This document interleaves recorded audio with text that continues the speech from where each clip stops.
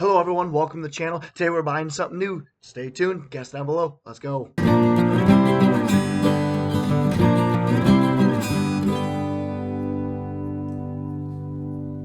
Well guys, good morning, good afternoon, and good evening to all. Welcome to Hartung Family Farms, and today it is July 5th. Yeah, that's what it is, July 5th. Happy belated Independence Day, everybody. Hope you guys had a great weekend, all my American friends, and celebrating and remembering what Independence Day was truly about. I'm just heading up to the farm right now. It's 3 o'clock on a Monday.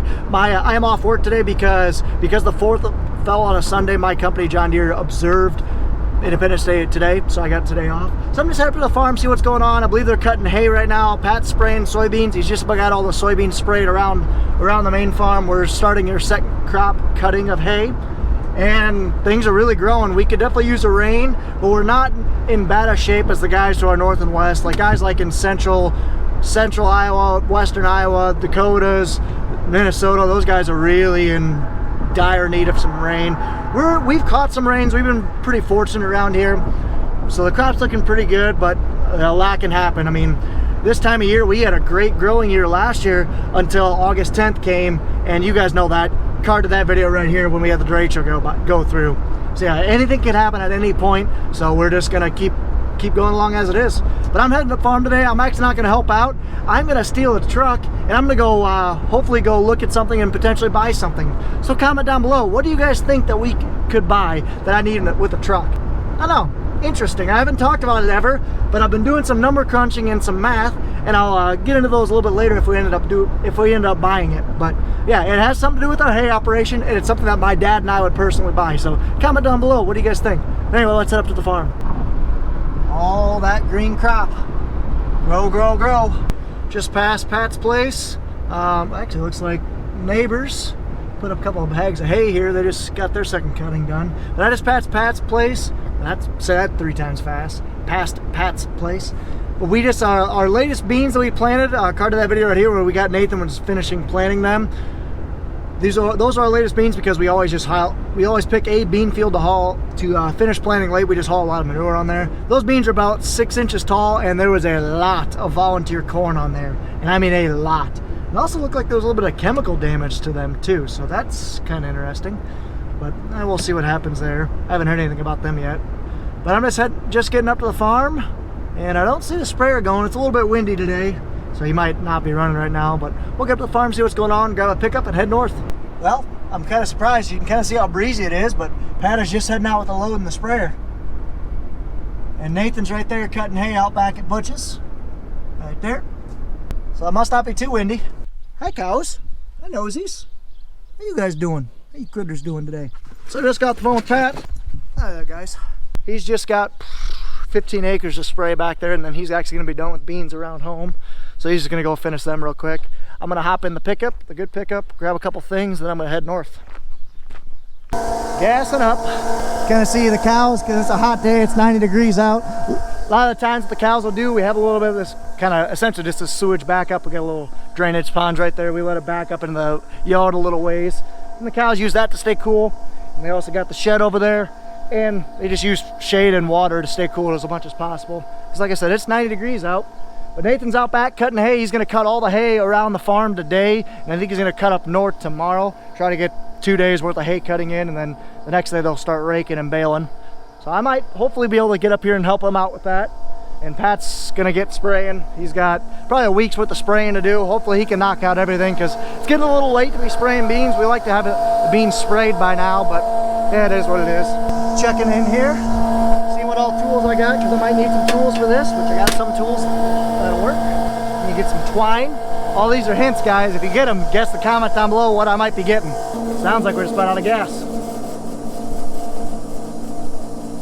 Well, I got sidetracked for about 15 minutes. The 1066 day cab, or not day cab, 1066 open station, which you guys see us using quite a bit. The steering wheel actually went out on it, so I was helping the guy. We kind of have a guy that comes there and does the fixing on all of our old tractors. I was helping him get that steering cylinder back on. So, awesome. Well, now I'm gonna head north. Let's get the seatbelt on and get moving. Grow, baby, grow.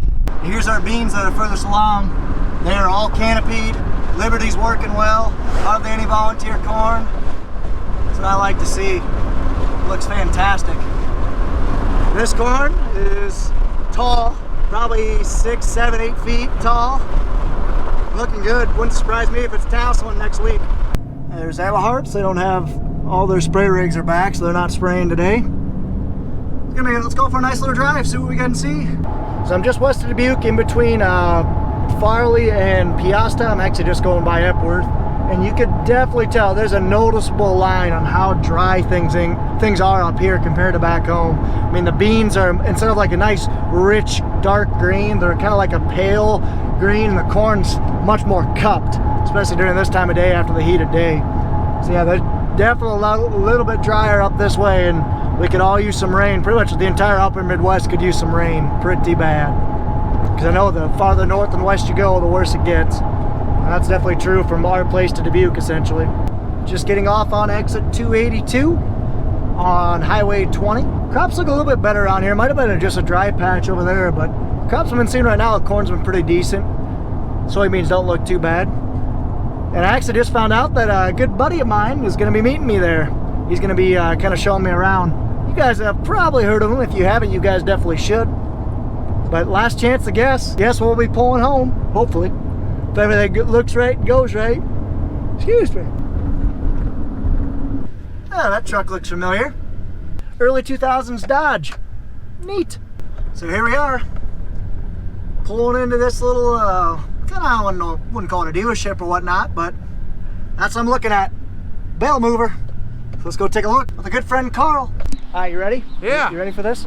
All right, so you guys might recognize him. I mean, if you guys don't recognize him, you should, and if you don't, you need to. Go right now to the link in the description, Dodge Brothers Farm and Ranch.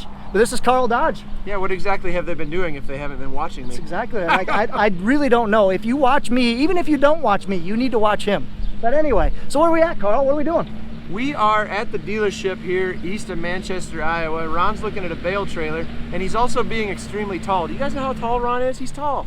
I'm tall, and Ron is really tall. The camera doesn't do it justice, but a lot of us farm tubers, Cole the Corn Star excluded, we're usually pretty tall. Cole does breathe a different kind of air yeah, down here, doesn't he really does. He asks me sometimes, what's the weather like up here? But that's just besides the point. But anyway, so Carl and I were just wheeling and dealing, and I just bought myself a new, we call it a 6-pack bale carrier, whatever you want to call it. And yeah, it's gonna be pretty nice, because as I was explaining before in a previous video, so when my dad was cutting that hay and he had probably 72 bales to move off, he moved them 2 at a time with his tractor. So now with this new bale mover, instead of moving 2 at a time, he can move 7 at a time. So it's effectively gonna cut his time in half. So that's gonna save us a lot of money. It's gonna save us probably 5 hours on the tractor per hay cutting. That's easy money, or essentially money you're gonna save for hours on your tractor and your time. So, I mean, it just makes sense. If nobody's looking, I'm gonna put 2 bales on top, and I'm gonna haul 9 at a time. Exactly, that's exactly right. And so there were actually 2 of them here. There's the one right there. We also have a smaller one right here where we were looking at. And it just kind of came down to, we're gonna be in the hills. It's nice having the bigger, thicker truck tires, or implement tires, whatever you wanna call them. Basically, they're twice the size of tire, and the frame's a little bit beefier than this one too. So it just made more sense to spend a little bit more money on it. So I still tried to talk Carl into buying the second one. We could wheel and deal with a 2-for-1 package, but he decided not to. I mean, spending frivolous money, who does that? Often. Yeah, that's exactly right.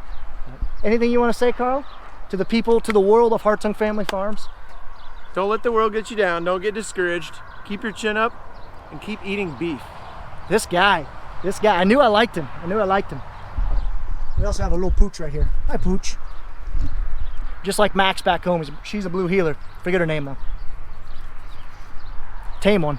So let's go hook her up, Carl. What do you think? Let's do it, Ron. And we got the classic Hartung Family Farms bumper hitch. Oh yeah. You gotta hook it back up every time you do it. We run the most pristine and mint equipment in the eastern half of Iowa. How about that stainless tailgate cover? Oh, she's nice.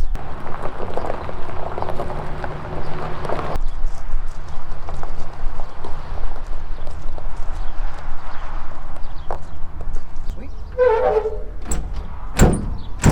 How did you do that so good, Ron? Well, we'll see if it's good or not. So we have another one at home, and if the jack doesn't work, so that the fact that this jack actually works is a plus, because we'll just use the ball in the back of the 3-point. So it wouldn't surprise me if this jack will be seized up in 2 years, but that's all right.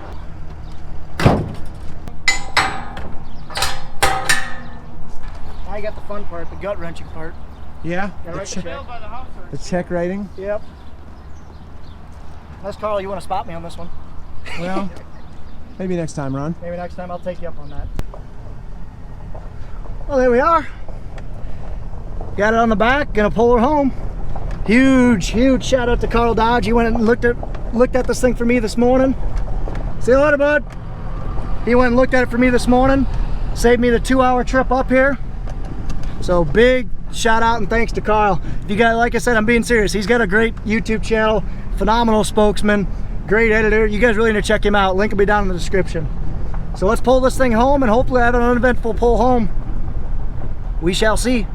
So here's a little bit more about the numbers on why I decided to go out and buy this thing. So as I kind of already mentioned before, my dad spent about 10 hours picking up bales, 2 at a time, bringing them back to the farm.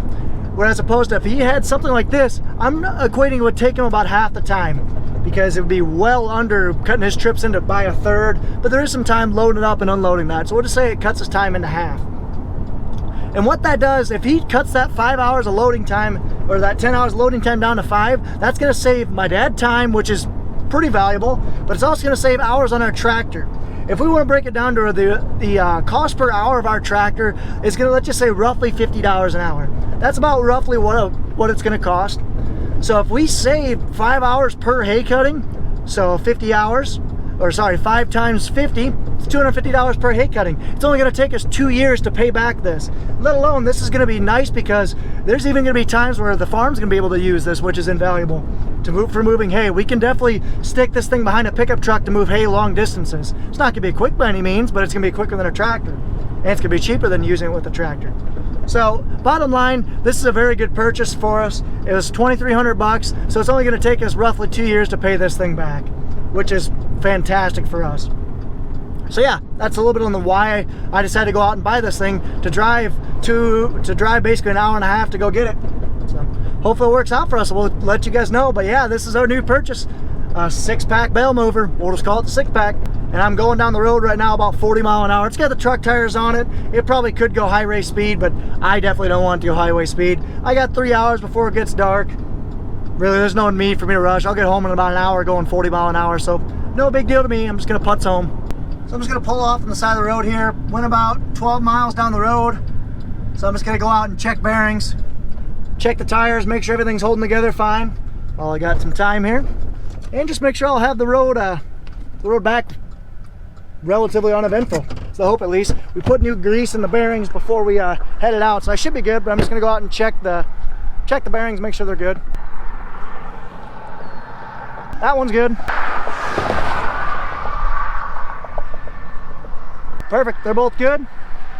Everything else looks decent. Tires seen better days, but that's all right. This isn't gonna go very far that often. So, should be good.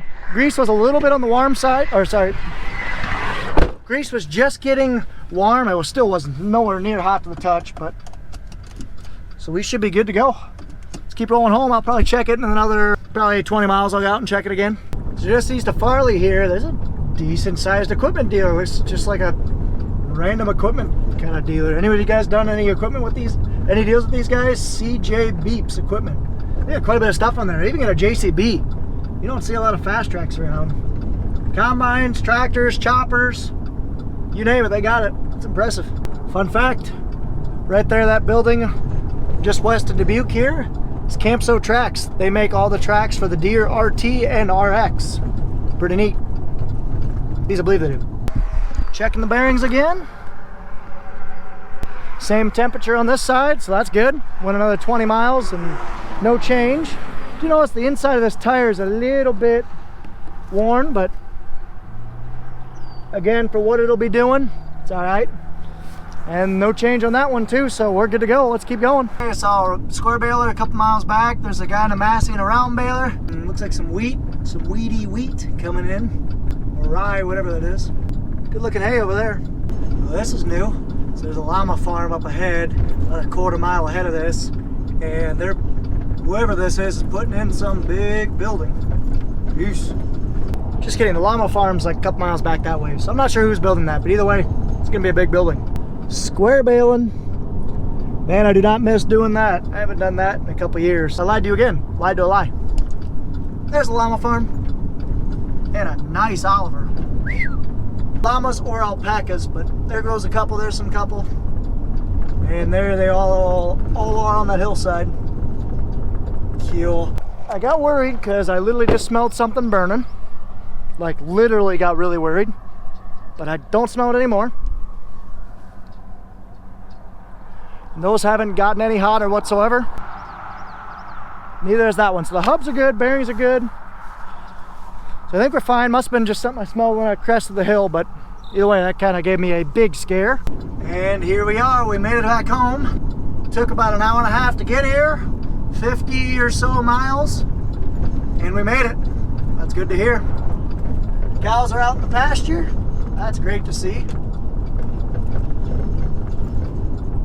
And looks like our mineral shed tipped over. That's not good to see. Yeah, we'll go ahead and put this thing in, put it up, park it, all are good. There she is. I wish I had a better place to park it, but everything's kind of in the way. The back's kind of blocked off for the cows. So it's just gonna have to be right here for now. So we'll go ahead and block the tires, unhook it, and get out of here.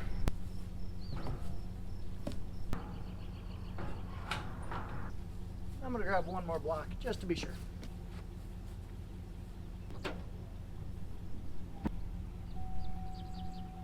Hi. So this actually looks like a pretty nice unit.